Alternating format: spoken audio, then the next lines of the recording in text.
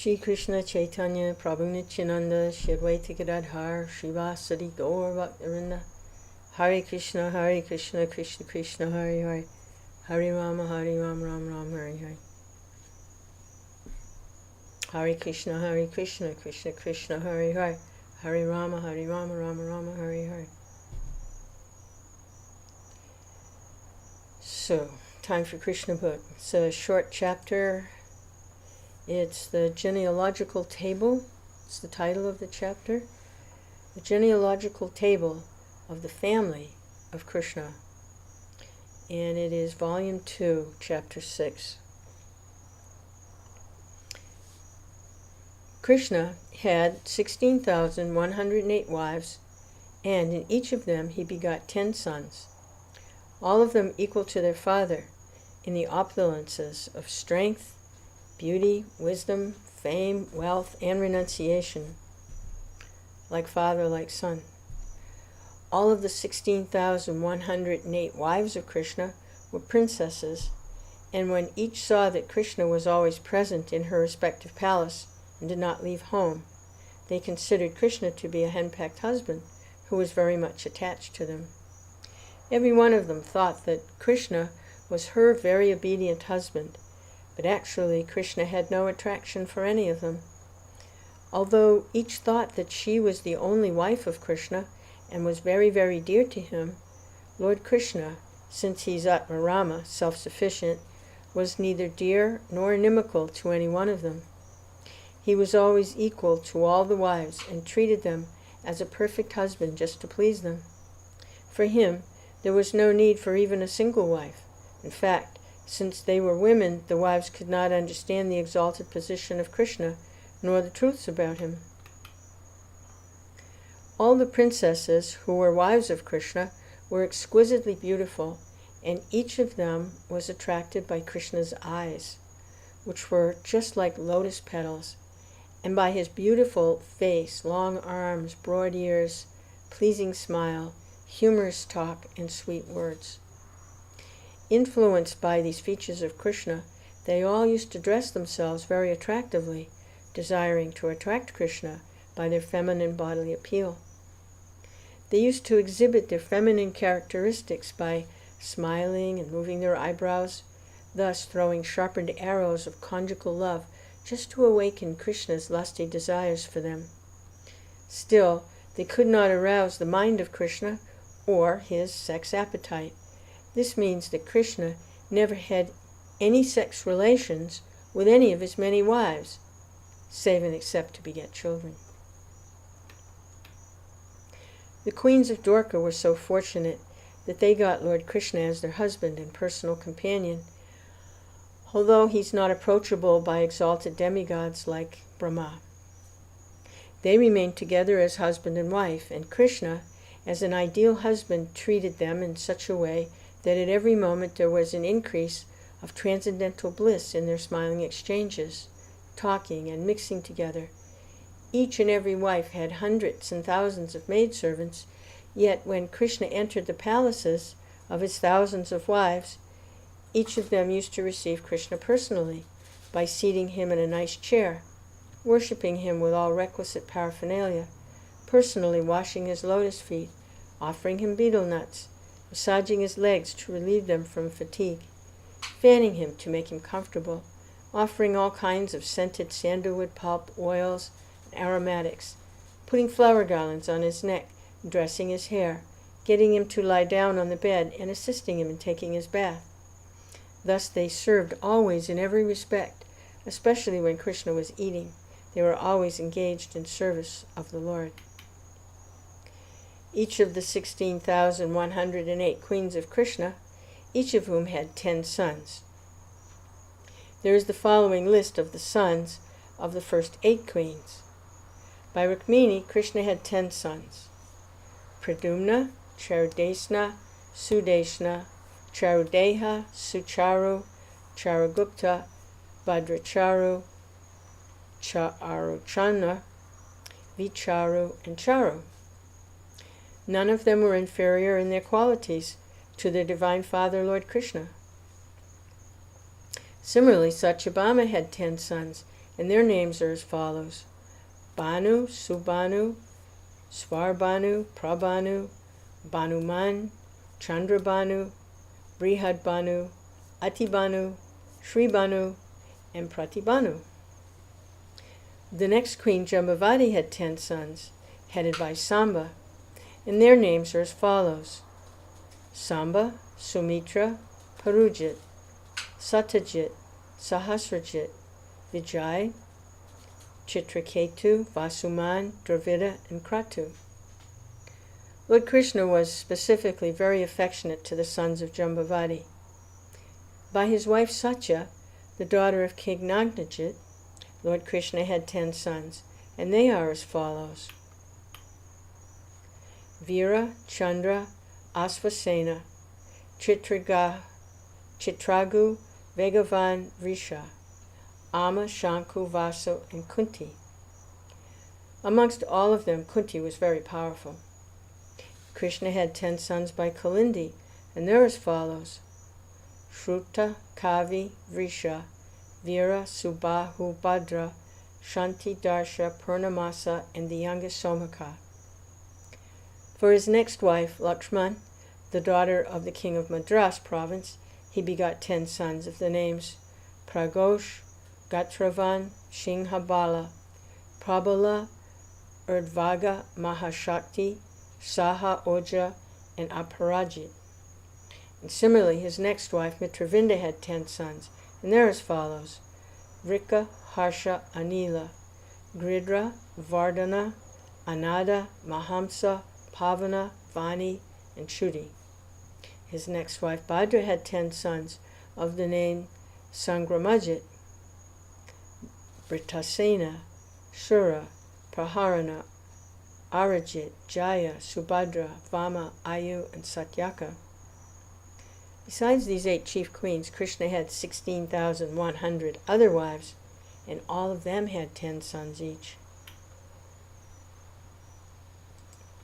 The eldest son of Rukmini, Purdue Nuh, was married with Mayavati from his very birth, and afterwards he was again married with Rukmavati, the daughter of his maternal uncle Rook Me. From this Rukmavati, Purdue Nuh had a son named Aniruddha.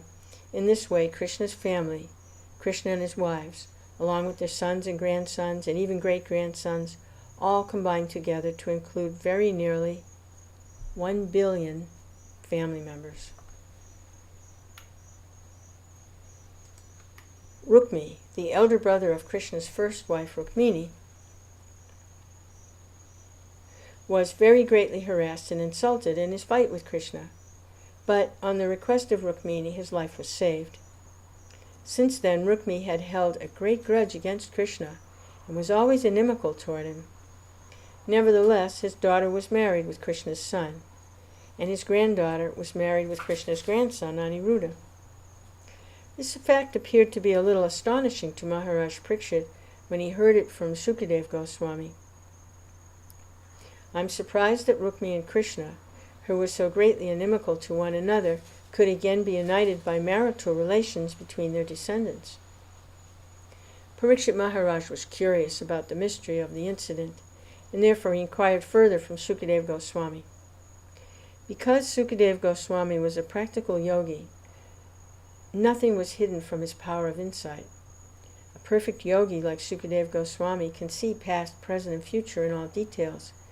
Therefore, from such yogis or mystics there can be nothing concealed. When Parikshit Maharaj inquired from Sukadeva Goswami answered as follows.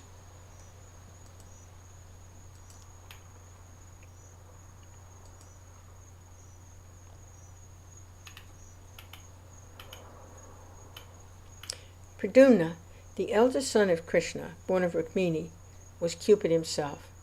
He was so beautiful and attractive that the daughter of Rook Me, namely Rukmavati, could not select any husband other than Purdue Nuh during her Swayamvara.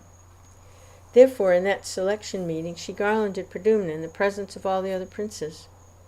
When there was a fight among the princes, Purdue Nuh came out victorious, and therefore Rook Me was obliged to offer his beautiful daughter to him. Although a far-off enmity was always blazing in the heart of Rukmi because of his being insulted by Krishna's kidnapping of his sister Rukmini, when his daughter selected Purdue Nuh as her husband, Rukmi could not resist consenting to the marriage just to please his sister Rukmini. And so Purdue Nuh became the nephew of Rukmi. Besides the 10 sons described above, Rukmini had one beautiful daughter with big eyes, and she was married to the son of Kritavarma, whose name was Bali.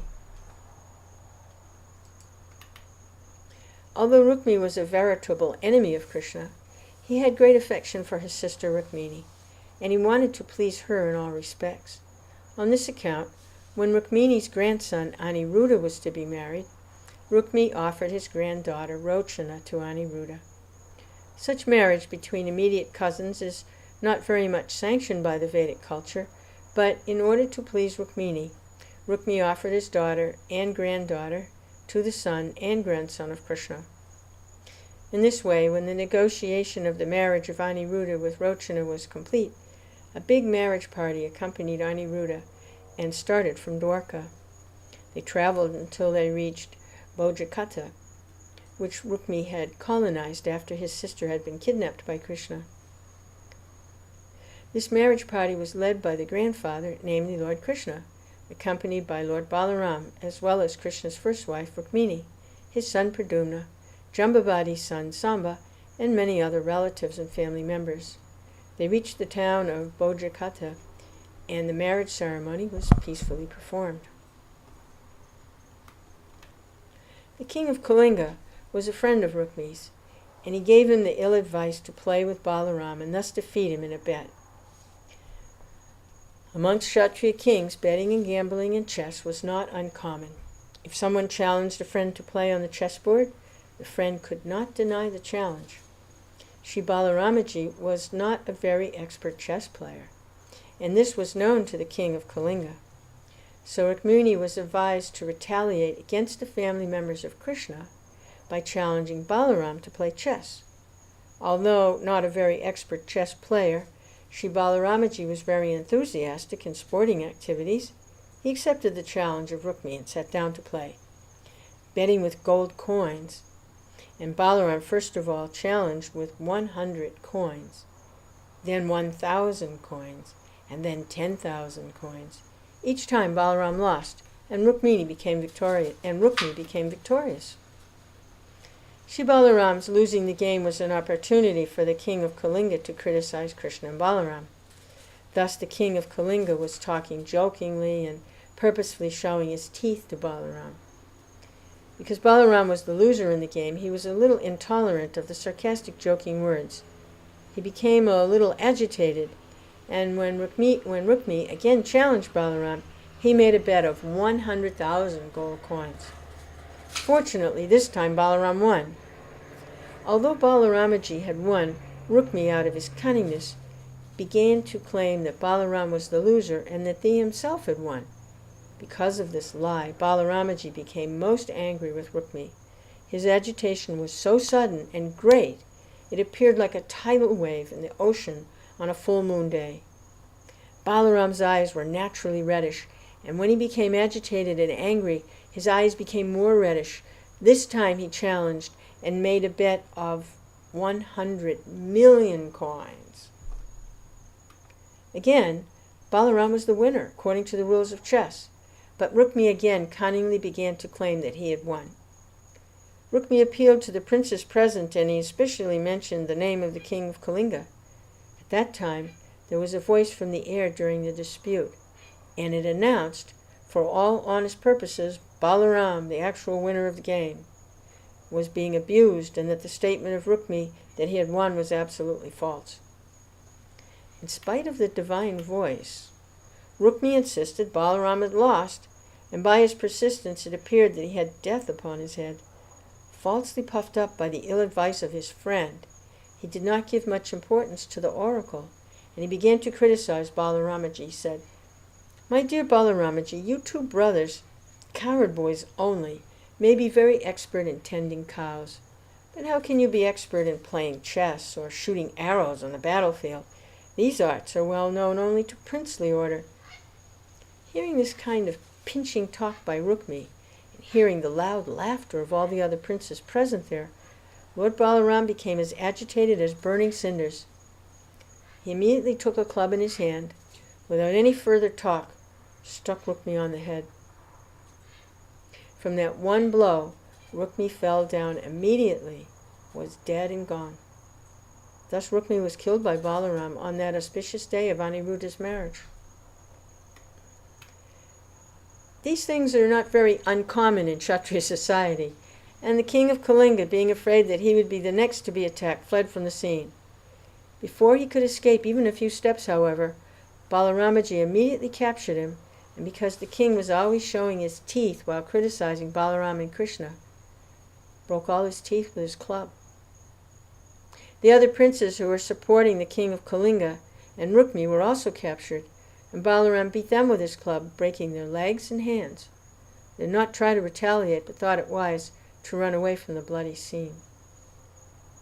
During this strife between Balaram and Rook Me, Lord Krishna did not utter a word, for he knew that if he supported Balaram, Rukmini would be unhappy, and if he said that the killing of Rook Me was unjust, then Balaram would be unhappy. Therefore, Krishna was silent on the death of his brother-in-law, Rook Me, on the occasion of his grandson's marriage. He did not disturb either his affectionate relationship with Balaram or with Rukmini. After this, the bride and the bridegroom were ceremoniously seated on the chariot, and they started for Dorca, accompanied by the bridegroom's party. The bridegroom's party was always protected by Lord Krishna, the killer of the Madhu demon, and thus they left Rukmi's kingdom, Bojaka, and happily started for Dorca. Thus end the Bhaktivedanta purport of the second volume, 6th chapter of Krishna, genealogical table of the family of Krishna.